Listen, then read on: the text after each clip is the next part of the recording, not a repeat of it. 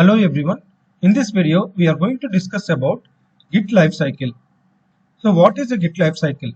Git is a version control system which stores the files of the project with different versions.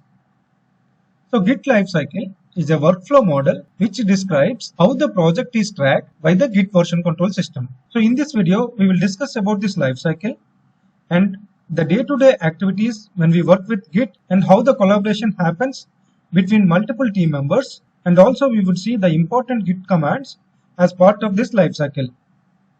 Let us start. So to understand the Git lifecycle, let us try to understand different blocks in this diagram. Let us start with this block. So this block contains the remote repository. So the remote repository is the place where we store the files of the project. So generally these remote repositories will be hosted by different vendors like GitLab, GitHub, etc. So we can create the repositories in the cloud provided by the vendors, or we can host our repositories in our own servers where we install corresponding tools like GitLab, etc. So the first part of our life cycle is creating a remote repository. So when we create the remote repository, we also will create multiple branches. So these branches are used for parallel development. Generally, the branches allow us to have independent line of development. For example, when we create a remote repository, by default, we will have a branch called main or master. Generally, we will use this branch for storing the code of stable releases. For example, we can use this branch code for deploying in production. Similarly, we can create other branch called dev branch. So this branch can be used for having the latest code of development. We can also have other short-lived branches which are called feature branches for containing the code of each of the features. So we'll see how branching works in one of our next videos. So when we create a remote repository, we also will create different branches to have different lines of code. So once we create the remote repository and create the branches, we have to put the code inside the repository. So for that, we need to get this repository to the local machine where we add the files or modify the files, etc. So the process of downloading this code to the local machine is called a clone operation. So the clone operation will download the entire repository from the remote to the local repository. So when I say entire, it downloads all the objects of the repository. It not only downloads the latest code, it also contains all the history of the code. So this local repository has all the code of remote repository in our local machine. So once we have the code in the local repository, we have to add or modify files into that repository. So before adding or modifying the files, we have to select a particular branch where we want to put the code. So for selecting a particular branch, so we have to use a checkout operation. So this checkout operation will check out the latest branch of code into the working directory. So this is the place where our actual development will take place. So in the working directory, we add the files and we modify the files, etc. So to track these added or modified files, we use an add operation so that Git can track those files. So when we perform the add operation for the newly added or modified files, then these files will be added to an area called staging area. This is also called as Git index.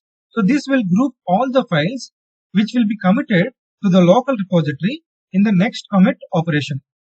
So that means, so whenever the changes are completed in the working directory and we perform the add operation, those will be moved to the staging area.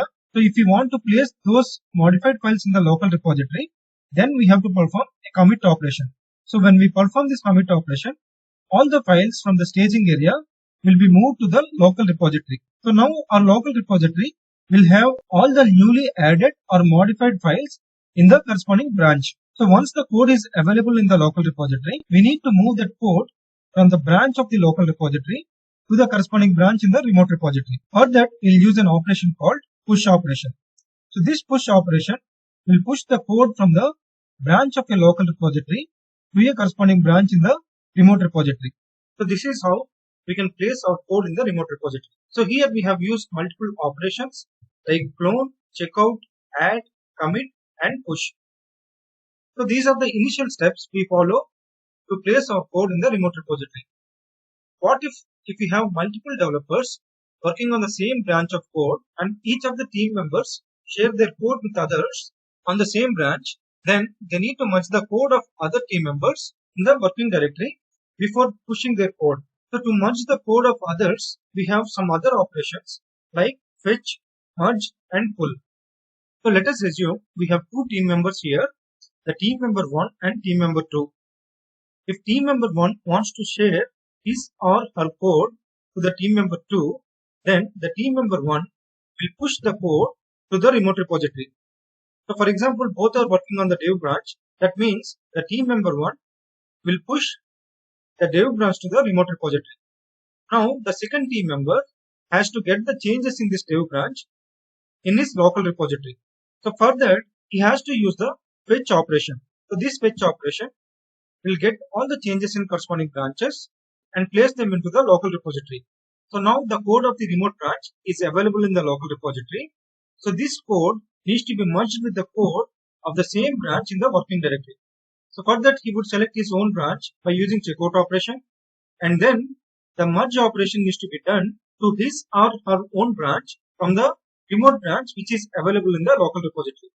So that means to get the changes of other team members, the fetch and merge operation needs to be done together so that the code will be merged in the working directory.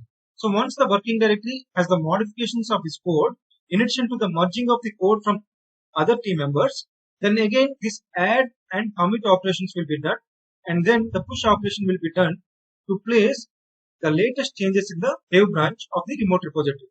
So here we have used the fetch and merge operations together. There is also one more operation which is a pull operation. So this pull operation is the combination of the fetch and merge operations.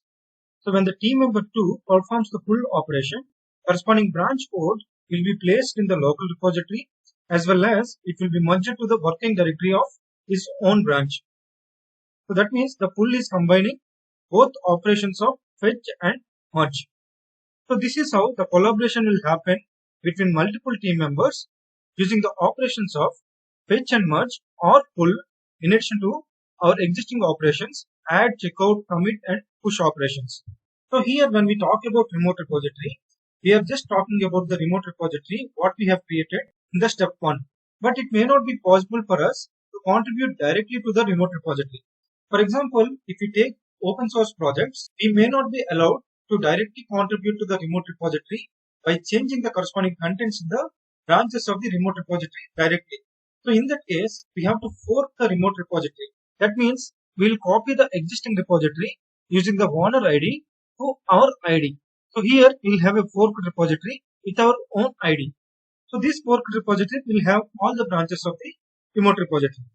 Now if we want to contribute to the remote repository, so what we have to do, we have to perform the same changes in the forked repository. So for this, we'll follow the same steps like clone, checkout, add, commit, push, etc. in the forked repository instead of remote repository. So once our changes are done, then we have to raise a pull or merge request to the corresponding branch in the remote repository. So once the owner or the lead will approve that pull request, our code will be merged to the corresponding branch in the remote repository. So this is how generally the collaboration will happen in the open source projects. So here we will work on the forked repositories instead of directly working in the remote repositories. So here we have seen how multiple operations can be performed to implement the Git lifecycle. Now let us see in the demo how can we perform all these activities to implement the lifecycle.